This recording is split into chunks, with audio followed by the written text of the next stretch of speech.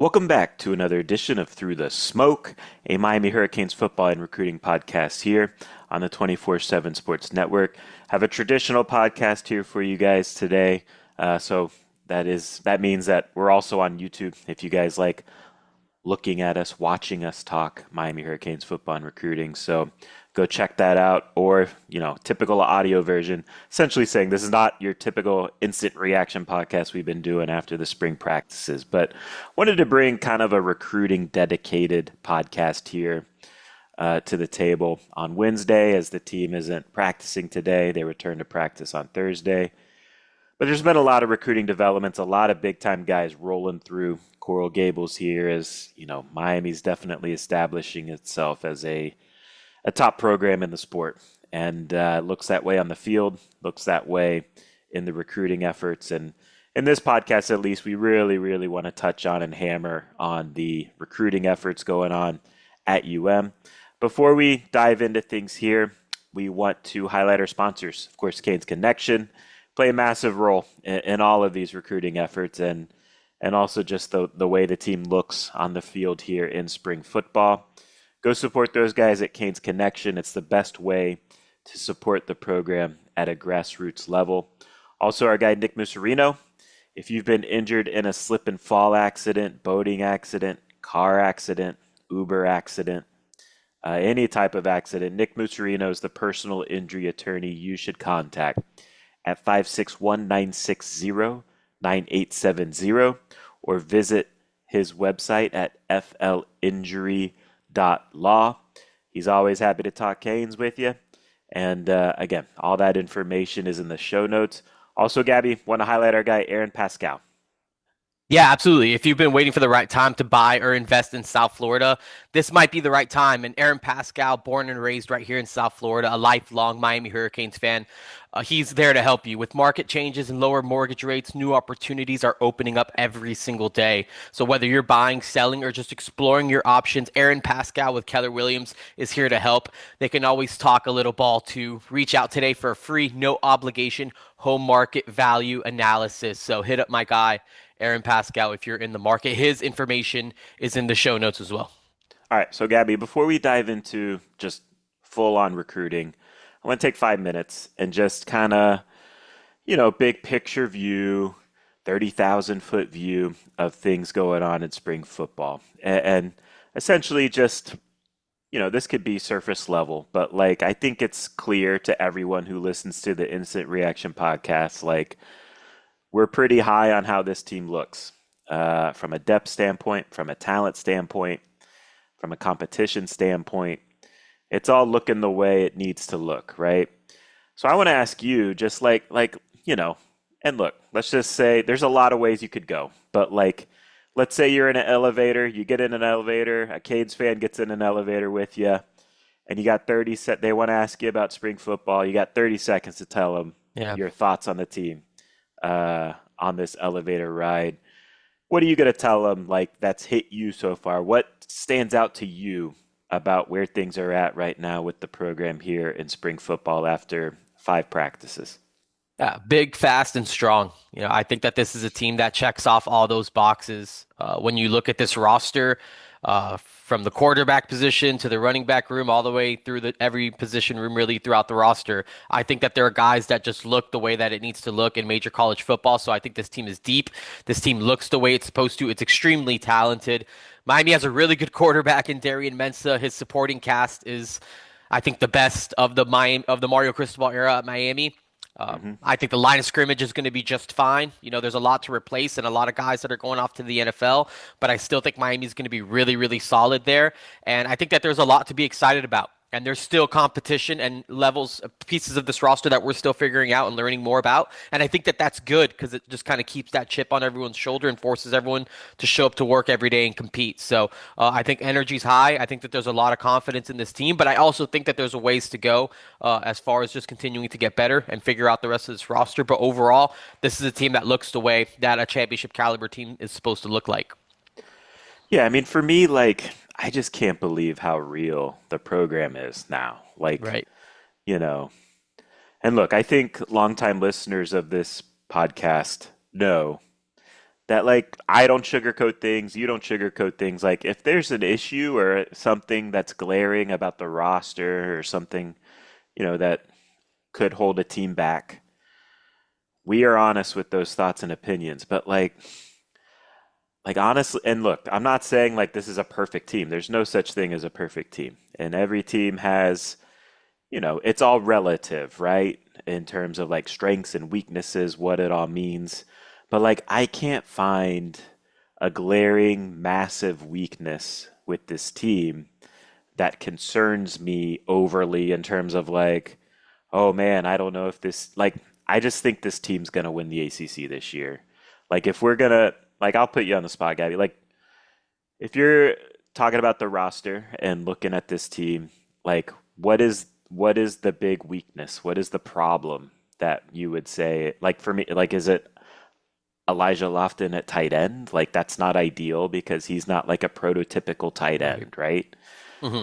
But like even that, it's just like okay, but he's still like better than half the tight ends in the ACC, right? Like he's not the Miami standard of tight end, but he's still a decent college tight end that can keep you honest and can make some plays every now and then. So like that's where I would go.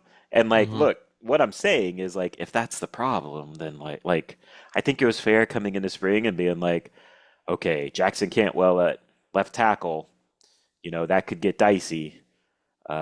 Weak side linebacker, that could get dicey. And look, those are things to still monitor. I think that's fair. But man, after 5 practices, like I feel really good about Jackson Cantwell at left Hmm. tackle. I think he's going to be just fine. And I did not see this coming, but I am a big Chase Smith fan after five Yeah. practices. I think he's going to be a good linebacker with Motori. So, anyways, I rambled. Like, if you're picking a weakness with this team, we're like, oh man, I'm worried about this. Where do you go?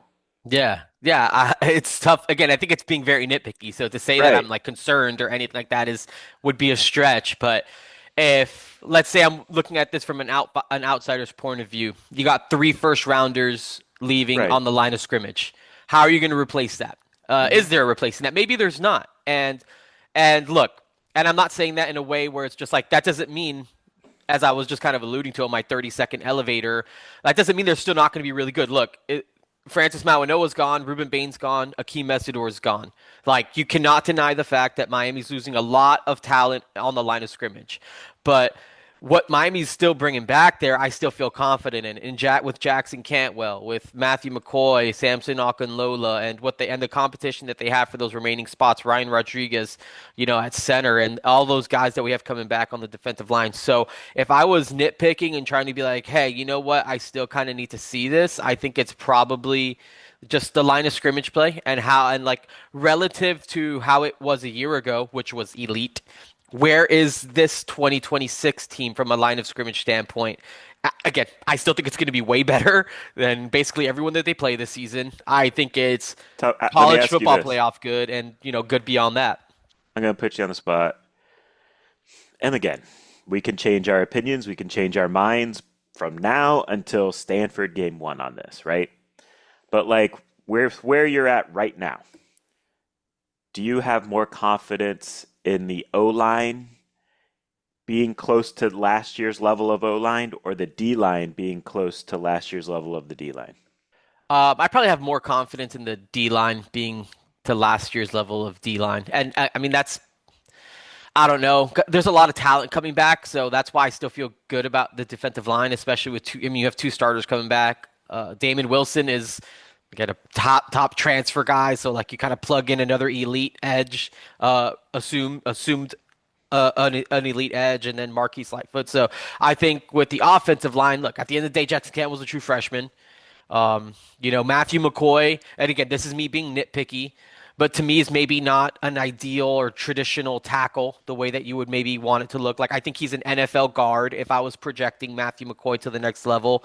Body type wise, I still think that he looks maybe more like an interior guy, which again, it's not a knock on him. I think he's a really talented athlete. He could still hang at tackle, but I think I still have more questions about like, all right, how is this actually going to look up front on the offensive line?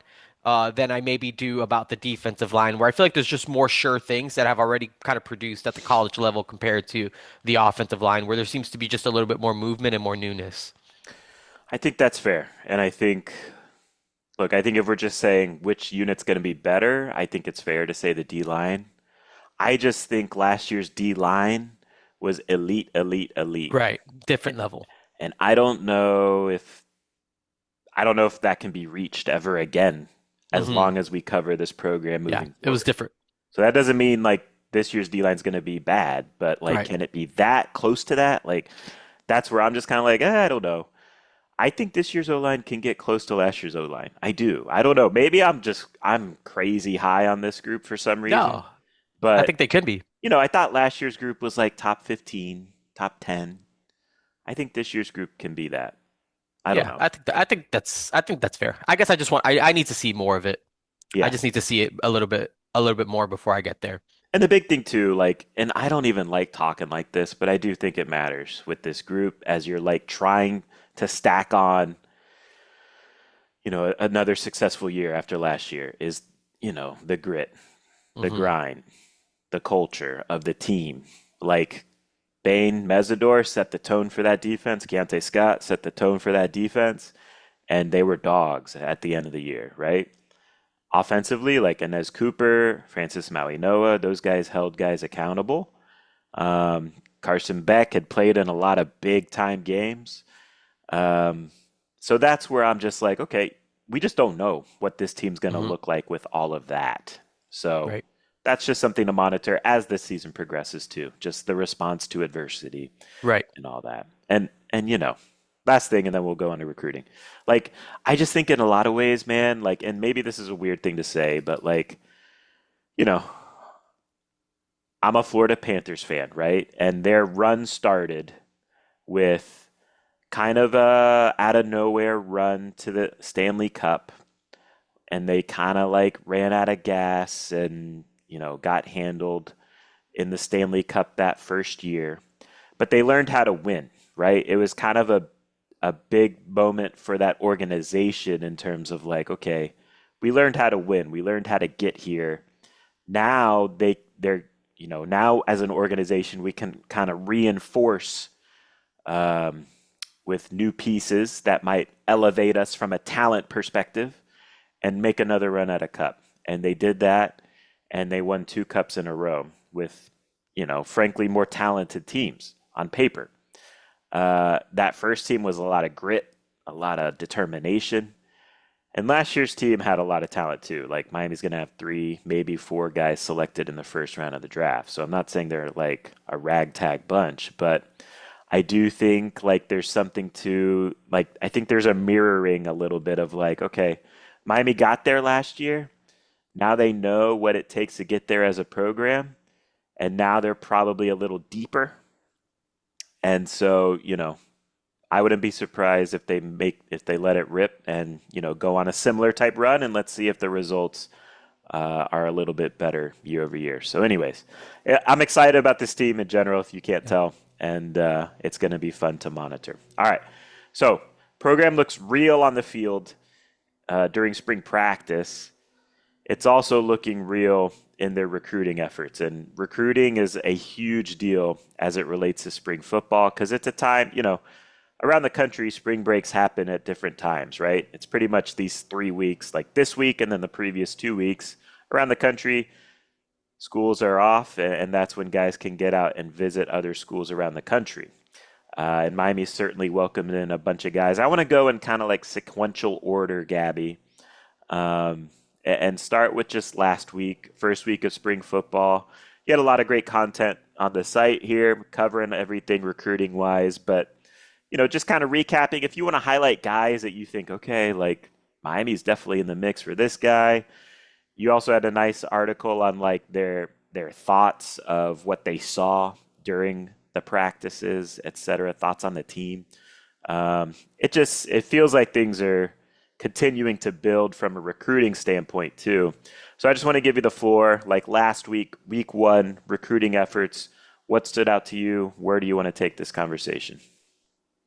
Yeah, David. I mean, I think that it's obvious to me that Miami is taking kind of like that next step as a program on the field, and definitely from a recruiting perspective too.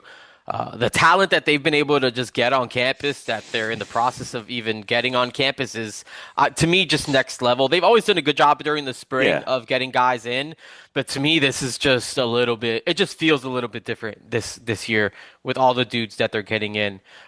Starting with last week, they had a lot of different guys, kind of capitalizing on all of those days. You got a bunch of different dudes just throughout.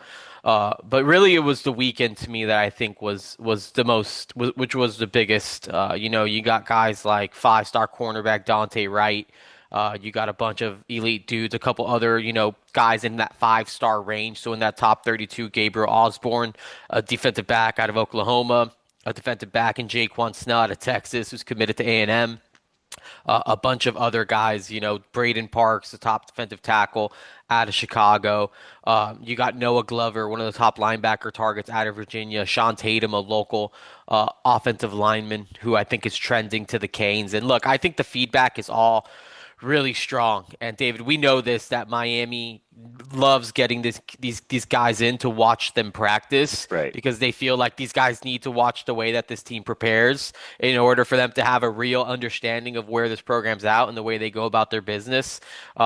If for those that listen to Josh Pate out there, he's talked about the way that like the way Miami practices is different, and teams around the country are scared to practice the way Miami practices. And I think these guys, feedback I got is just the way that Miami's so physical, so violent, so aggressive, the way that they roll, high energy. And look, I think Miami's moving the needle with a lot of these guys, and there are a lot of top names. And look, this is just a general feedback I got coming out of the weekend. Miami knows that it's time to start closing on some of these elite prospects.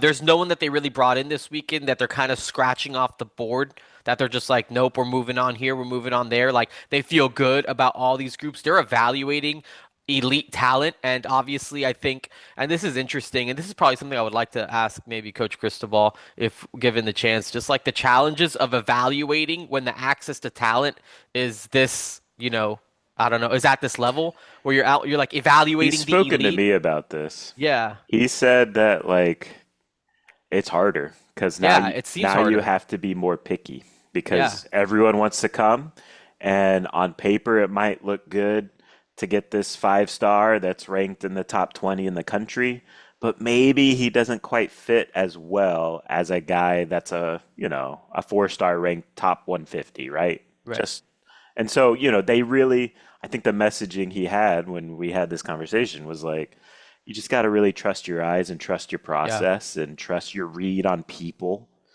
Yeah. Um, so there's that. And then also, too, Gabby, like one thing I'll add too, like I know, judging from what this freshman class is that they see during spring football, a lot of those guys, as you know, were late additions in terms of like senior evals, right? Right. I think, and this takes patience and this takes a lot of trust because when you're sitting there in July and you're kind of preaching like, okay, maybe in the long run we could see what shakes out there with senior evals. Hmm. That's hard to do in July, right? That's a Right. hard message, but I do think that they feel like, man, that was kind of a nice little edge for us that we tapped into where, yeah, we found guys that really cared during their senior year, continued to develop, and those are the guys mentality wise you want to bring into your program because sometimes you see like when guys commit, they get their NIL set up however they want to set it up in July. They kind of mail it in during their senior year, and that can present some bad habits, right? Um, so I think in a lot of ways too, that's something that Miami's definitely looking to lean into more is like, okay, who are the guys that really love ball? Right. Guys that will play hard during their senior years, maybe guys that, you know, are late bloomers, so to speak. Because, like, okay, who are the guys they landed late last year? It was Yeah. Gavin Muller, Gavin Weller, Milan Paris, um, Logan Nagel. Logan Nagel. They They love like. Logan Nagel. Yeah, I love Logan So Nagel. Karsten Bush is someone who kind of they're turned up excited late. about him. We haven't seen him, Yeah. Yeah, we haven't but seen him yet. I'm trying to think who else was kind of in that. that boat of guys that they brought on late. I think they would tell you too. Now they got JJ Dunnigan. JJ Dunning is a huge one. So Yeah. they had him committed, but like Samori and Wingo had a tremendous Right. senior year. Yeah. So, they had him committed, but they evaluated senior year, and everyone else saw it too. We're like, man, we got to move this guy up the rankings. So, Right. you know, I think it's a lot of, to your point, like it is what's happening. You're 100% right with this read of like, okay, now Miami is a destination program for the country after this CFP run. Now Miami needs to be more picky. And I think too, like one thing to remember, Gabby, is Mario Cristobal was around the program back in the early 2000s when recruiting maybe got a little bit lazy in terms of like evaluations. Like, there was I think it was a common thing to say, for the Larry Coker era when it started dipping. I think there was a feeling, a sense that maybe the evaluations weren't as in depth and intense. And yeah, they would still land like top 50 players all over the place. But then those top 50 players would get to campus and they'd be like, these really aren't top 50 players. They were just kind of ranked high and we Right. kind of we kind of fell for it. So Right. he saw that in the early 2000s take place. And so he's really aware that that can be something that happens with complacency. And just in general, he's not looking to let things get complacent. Sorry, I've been rambling. No, that's good, and I think that's good context, and I think it's important context for everyone listening to this too, because I think people see 5-star coming to campus like, oh, Mario close, or I'm hearing that, oh, Miami's throwing money bags around, so like these top guys want to come, like they're evaluating guys, like there's guys who. For example, the Kasai Curry kid who came in, on for Tuesday's practice, who's a top 25 player in the country. I was asking him, I'm like, hey, is this one of your top guys? And they're like, we want to see him and we want to evaluate him in person and we want to Yeah, get to know him and we want to see if he's a good fit. And it's like, this is a top 25 player in the country. What more is there to like? Do you have to overthink? Like, is there? But I think it's just I just want the listeners to this to understand that context of just like. Miami is they're operating from a position of strength right now where it doesn't matter if you're a 5-star or whatever it is, like you're getting evaluated and they are going after you and they're digging deep and diving deep into you because it's a two-way street and Miami needs to be, again, like kind of like what I was alluding to. Like, I think Miami has to be as careful as ever about who they take and not trying yeah, to just like, oh, we're Miami and we just played for a national championship, so we can buy the number one recruiting class in the country. And this could look really pretty on paper, but then the substance is just not there. Like, I think right. maintaining that substance, maintaining that edge, and that understanding that love of ball, which is such a priority for them and why they, again, continue to want to evaluate senior tape, is still there. So, and I think that this spring is a big part of that evaluation process. There's a lot of top end guys coming in, and that's the feedback I keep getting. Like, we're evaluating these guys, we're still looking at these guys. This is not just like a flash in the pan trying to get this thing done and all this different type of things. So there's a lot of that still going on. And look, I think Miami did a really good job with Dante Wright, right? The 5-star corner. I think they Hmm. did a really good job with Braden Parks, the top defensive lineman out of Chicago, who the program They is love super him. high on. Yeah, super high on. They're also really high on David Fuller too, who is another Chicago defensive lineman who wasn't able to make it. I think got weather or something messed up his flight and all that stuff. He ended up visiting Michigan, but Miami's pretty adamant that they're in the thick of that recruitment too. Chicago is a priority area for them, David. We'll get into it a little bit more when Yeah. we dive into quarterback talk, but that's a priority region and city and area for them. And, they're definitely in the thick of it with those recruitments. As I mentioned, I think Miami's in a really good position to close on Sean Tatum, the, semi Fort Pierce top 247 interior lineman who just looks like an awesome guard to kind of project down the line. I think Miami definitely kind of set the tone with Gabe Osborne and Jaquan Snell, giving him something to think about as a kid from the state of Texas, committed to Texas A&M, thinking like, hey, maybe I should be looking at Miami a little bit more. And Marquise Evans, a defensive lineman out of the state of Alabama. The program is super high on this kid. He's pushing 6'4", 245 pounds. He's got an 84-inch wingspan. Someone who could, they're waiting to see how his body develops, whether he's an edge player or an interior three tech type of player. He's a big body from the Yellowhammer State that they're super high on. So there's a lot of guys that they've brought in Let me really ask you just this. throughout this time. Yep. And look, body types aren't like the entire evaluation, but it does matter in football, Yeah. right? How guys look physically, how they carry their weight, their length, etc. Just from the first week, who's impressed you the most relative to their position? Yeah. From just a body type perspective of like, man, this guy looks the part. Yeah, Dante Wright for sure. One of those guys. He's the number two cornerback in the country again out of Long Beach Poly, and I mean, to me, he looks like an NFL corner. Like just the size, like the length, the size, specs, everything. To me, he's someone that in a couple years I think is just going to be like a potentially even like a first off the bus type of cornerback. Like he's Yeah. gonna fill out really nicely. He's got length, he's got size. I think he's like 6'1.5", maybe pushing 6'2", and he is an awesome looking like prototypical cornerback. I thought Jaquan Snell too. Again, he's the number one safety in the country. He to me looks awesome. He has a super impressive frame. I think that he's someone that to me just looks like a big time type of guy as far as just being like a back end defender. Kind of he looked like, JJ Dunnigan looks big. Like Jaquan Snell is in that mold of just like bigger, kind of like jumbo safety, with size and length and already some mass on him that you can tell he's going to be someone who can potentially develop into a really good college player. So Jaquan Snell, Dante Wright were two that for sure, like off the cuff, stood out to me body type wise. Sean Tatum honestly has gotten big. Like to me, he looks like a big, thick, like kind of college frame already type of interior offensive lineman. Like I think he's someone that could potentially, be a multi-year starter type at guard if it all checks out and he continues to kind of develop because his frame is already quite impressive. One of the receivers that came in that I thought had a really impressive frame is Jackson Coleman. He's out of Valor Christian in Colorado, famously the program that produced the McCaffreys. Hmm. He measured in at 6'4", 202 pounds. He's got like, mid 10-second, 100-meter speed. He's an impressive looking, big, kind of filled out wide receiver that looks like he can be up in that 215, range in no time and maintain that speed.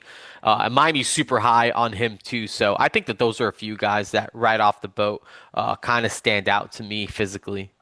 Let's talk quarterbacks because that's still a interesting part of the class that Miami still has to find an answer for. And Gabby, like, I mean, Miami just had a guy in um, Israel Abrams that visited, and there sounds like they're gonna maybe play host to some more here this weekend at the pool party. But just set the table for like quarterback recruiting in general. It seems like four names primarily right now. Miami's Yep. trying to sort its way through. I don't know if there's a read yet in terms of like who they have as the top dog, who they like, but it's an interesting group. And for me, Gabby, like I kind of like the group that they have because they're all kind of like more traitsy, prototypical-ish frames, guys to kind of maybe develop into starters, right? Miami's Mhm. gone into the transfer portal, rightfully so, in my opinion. And, while doing that, I think they've kind of taken more developmental type of quarterbacks. Um, and so, I kind of like that now this class, they're pushing to kind of get that next tier up in terms of Yep. talent at the quarterback position. But set the table with Yep. the quarterback situation. Where are things at with that right now? Yeah, I think this is definitely an important stretch of visits for the quarterback situation. David, you mentioned it, and touching on that, all Miami's really focused on four guys. All four of them are top 247 prospects. Three of the four are top 100 prospects. So Hmm. we haven't really seen Miami dip into this well of talent. Um, Really throughout the Mario Cristobal era. Judd Anderson was a kind of like a developmental upside guy. Luke Nickel ended up being a four-star, back end four-star prospect by the end of the recruitment here for us at 24/7 Sports. Darian Coleman again, I think is a high upside. I think in that on that 3-4 star range fringe for us at 247. These guys are all kind of certified like top 15 quarterbacks in the class. We'll start at the top with the one who's on campus now. Has been on campus earlier this week, and that's Israel Abrams out of the Chicago area, Montini Catholic, 6'4", 187 pounds, number 14 overall player, and number 2 quarterback in the class of 2027. He is a big. Again, I think he's a high upside quarterback that has a lot of intriguing options between Miami, Auburn. I think he's high on Florida State, Kentucky, Purdue. So plenty of programs showing him love. He's probably the one I'm most intrigued by Big of the group. frame Yeah, and big arm talent, and like for can sure. change speeds, change trajectories. The Chicago talent I think is interesting to, if you're going to be a little skeptical, that's the thing to be skeptical about with any, like, and you can be skeptical about any player, right? But, Mm. you know, I think from like traits, ability, frame, like you could definitely see him being a college starter just the way he looks. For sure. And if Miami's looking to, if Miami's wanting to develop a quarterback and, eventually move away from the transfer portal route, like it's definitely a good place to start with a guy like with Israel Abrams. Two more guys ranked in that top 100. Peter Bork, he's at a Tabor Academy in Marion, Massachusetts. He's a former Michigan commit. He was kind of a product of the coaching staff transition from Sharon Moore to Kyle Whittingham. He was kind of like a mercenary in that. He ended up decommitting and reopening his process. It seems like the Bulldogs are in a good spot there. Penn State is another one that in the thick of that recruitment, but Miami's definitely given him something to think about. He's someone that's gonna. I think he's the last of the 4 that are going to be on campus, Hmm. but definitely an interesting name to consider. He stands at 6'4", 220 pounds, so he's definitely a big physical arm. A guy coming in this weekend, and I know Miami's been really excited about him for quite some time, is Will Mensel, Chandler, Arizona product. He's the number 89 overall player, number 8 quarterback, stands at 6'3", 200 pounds. I think originally from the Fort Lauderdale area, David. Yeah. I know his phone number has like a 954 area code.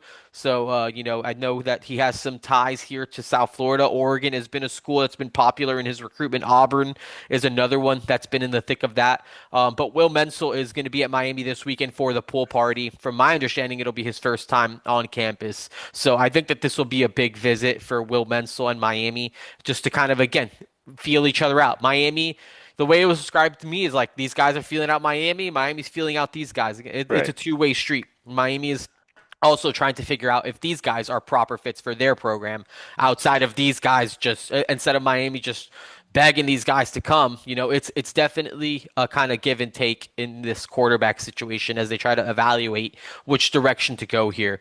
And then the last one is Davin Davidson, in-state product out of Sarasota Cardinal Mooney, a state champ, 6'6.5" is every bit of that, 215 pounds, the number 220 overall player and number 13 quarterback here in the class of 2027. There's some Florida buzz around Yeah. Davidson. It seems like it's possible that he ends up committing to Florida. He's scheduled to be at Miami this weekend. If this Florida stuff has legs and it's gonna Might not continue to make it. build that way, I'm curious to see if he makes it in. Because if Florida's trying to get this done, I doubt that they're gonna want him to visit Miami this weekend. Right. So I'm kind of in wait and see mode on that Davin Davidson one. I think if he does come, I think it's a pretty good sign about like let's say if Miami's still alive in that recruitment. But regardless, I think we have a pretty good read on who the top names are, and now it's about just getting these guys in and just seeing how this process plays out. But this is a very key point in this quarterback development. It's April now. Miami still doesn't have a quarterback. I think that this is the latest of the Mario Cristobal era that Miami's gone Yeah. without having a quarterback committed. I know Judd Anderson was a spring addition. I don't think it was April when he jumped on board. I'd have to go back It and might check have that been out. May, honestly. Yeah. It might have Yeah. been later. Yeah. But but Right. yeah, I mean, Since it's ramped up, I guess, because they right. had Darian Coleman in, or Luke Nickel and Darian Coleman in pretty early. So, yeah, it's interesting for sure. And, I think we're going to learn a lot about where it stands here in the next few days. Yes, it's they got some good options, and you got to read the human being honestly, because they all have the physical talent. It's about more than that though at quarterback. All right, so you mentioned it, like all these guys coming in. There's a pool party happening at Hmm. Miami this Saturday, so it's attracting a lot of big time names, a lot of 5 stars, a lot of top 100 players. You've written about it on the website, so we don't have to like name them all. Hmm. But if I'm saying, okay, Gabby, give me Yeah, four guys that are interesting that are expected to be in Miami Thursday through Sunday or whatever. Not all right. those days, but just they're gonna be popping in. Who would you bring to the table? Yeah, for me, DJ Jacobs, the five-star edge, number one overall player in the country, Ohio State commit. David, we know that that Yeah, was remind near. people his Yeah, backstory. yeah. He was trending to Miami. I mean, Miami thought that It he was was done. getting. Yeah, and It he was. was. Yeah, yeah. He was supposed to be committing to Miami right before the Cotton Bowl between Ohio Right. State and Miami, and Ohio State swooped in truly in the last minutes of Yeah. this thing and plucked him away. But Miami has not given up on that recruitment. Again, they're going to get him on campus. Speaking of guys who are actually going to be on campus Thursday to Saturday or whatever, DJ Jacobs is going to Okay. spend a few days in Coral Gables. He's going to be at Thursday's practice, and then he's going to be in town Friday and then Saturday for the pool party. So Miami's getting a multi-day visit from Jacobs as they look to kind of right that situation that nearly fell their way. So that will be a big recruitment that I'm monitoring for sure. Another top five player Miami's expected to have at the pool party is Mark Matthews, the number one ranked offensive line prospect in the country. Another one who's going to be at Thursday's practice as well, or expected at Thursday's practice as well. This is a guy Miami's just really trying to get on board. I think that this is one Miami's really trying to just, if we're talking about closing Set on the tone. guys, and Yeah. yeah, I think Mark Matthews is that guy that's probably at the top of the board of just like it's time to close and get this one done. I think Mark Matthews is someone that's on that radar. So keeping a close eye on Mark Matthews and seeing what the vibe is coming out of the next few days as he spends more time around the program. Jaden Bryant is another guy in that five-star range. DJ Jacobs is a top edge target. Jaden Bryant is right up there with him. He took a fall visit with the Hurricanes. He's committed to LSU. Committed to LSU sight unseen. Has since been there a couple times, but is down for the pool party. A 6'3" and a half, 240-pounder. Miami loves this kid. Miami thinks this kid is awesome. They're super, super high on him. They have been, and getting him on campus again, I think is a really encouraging, positive next step as they try to flip him from Lane Kiffin and the Tigers, which we know would be highly celebrated in Coral Gables. Um, I think another one to bring to the table, not the highest ranked guy, still a high Sure. ranked player, but I think someone it's important that Miami's getting back on campus, and that's Myson Johnson Cook. That's your guy. He's kind of become my guy this cycle. Big running back out of East St. Louis in Illinois. He's a number 74 overall player, number four ranked running back, 6'2", 235 pounds with that mid 4.4 40-yard dash speed, and the 100-meter time is also pretty wicked. In that, I think that what is it, 10.3 100-meter speed. So to me, just a unicorn running back prospect at that size with that speed that I think would just be an excellent fit to the program with the smash mouth identity that they have and the way that they want to run the football. So I think Myson Johnson Cook is another one that I would probably bring to the conversation as far as most important guys. It's a loaded weekend, right? And the program's not being shy about like saying this is the biggest recruiting weekend Hmm. of the Cristobal era, right? I mean, Right. it's just the It's names, the being star promoted that power. way. Yeah, like they believe that this is the biggest recruiting event of the Mario Cristobal, and that's saying something because you go back Right, to some of those early official visit weekends, right. and you It's all got the had like stars of college You football had now. like Dylan Stewart, Colin Yep. Simmons, and who was it? I think Ellis Robinson, David Stone were all on an official visit together. All those guys could be like first round picks next April. So it's saying something that they feel like this is one of the biggest or the biggest of Yeah, the Mario Cristobal era. Definitely the biggest on campus, unofficial, that's ever right. taken place at this program. You talk about like, we've discussed here on the podcast this offseason, like, can Miami get a top five class and how, it basically comes down to math and how Right. many five stars are you getting? How many top 100 players are you getting? You look at the early list that you've produced here on the website, it's six guys in that five-star range, so top 32 players.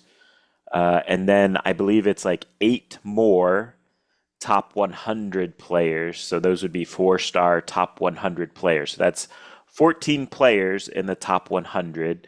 And, the math, just generally speaking, right? The math is like you got to sign 2 or 3 5 stars, and then you got to sign like four more top 100 players, right? Right. And so, and look, there's going to be other top 100 players that Miami's chasing Hmm. that aren't going to be here this weekend. But Right. like, essentially the goal from this weekend should be like, okay, can we get like can Miami get 25% of these guys in the top 100 that are visiting to jump on board at some point during this recruiting Right. process?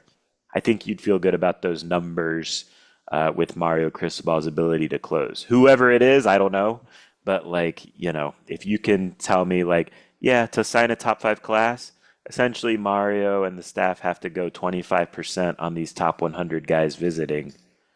I think I feel pretty good about Miami's chances at signing a top 100 class, or sorry, top five class full of these top 100 players. So it's rolling. It's impressive, and I'm sure there's going to be more guys just popping in too that are big deals. So, anything to get out on recruiting efforts, Gabby? Anything else you want to touch on that maybe I'm missing that you feel like is a big storyline? No, I mean, I think we've touched on it all. It's gonna be a fun weekend. I mean, it's been a fun week. All these practices are loaded. Tuesday practices are loaded. Yeah. Thursday practice. DJ Jacobs, Mark Matthews, another top 15 player, Dakota Garant, number two wide Hmm. receiver in the country, is going to be at Thursday's practice. So I don't know, man. I guess I'm not reading spring practice reports but I can't imagine any programs doing it bigger than Miami's doing it this spring. So it's a lot of fun. It's a Yeah, lot of it's fun to rolling be. downhill. It It's a lot again, of fun to be following this stuff right now. the program's just hitting a different level, and it's cool to see. Like again, Yeah. I can't believe it sometimes, right? And but it's here. It's at this point, and the reason why Mario Cristobal is the perfect fit for this program is he's going to hold everyone accountable to that standard. He's not going to let complacency seep in, whether that's, on the field or with talent acquisition. So we'll get out of here on that note. Appreciate everyone for listening. Appreciate you. Go support our sponsors. We will still be producing some instant reaction podcasts here following these spring practices with our thoughts. It's a fun team to watch. Recruiting efforts are fun to follow. Miami Hurricanes is definitely one of the big programs in college football right now, and it's really cool to see. All right, we'll get out of here on that note. Appreciate everyone for listening. Till next time, take care.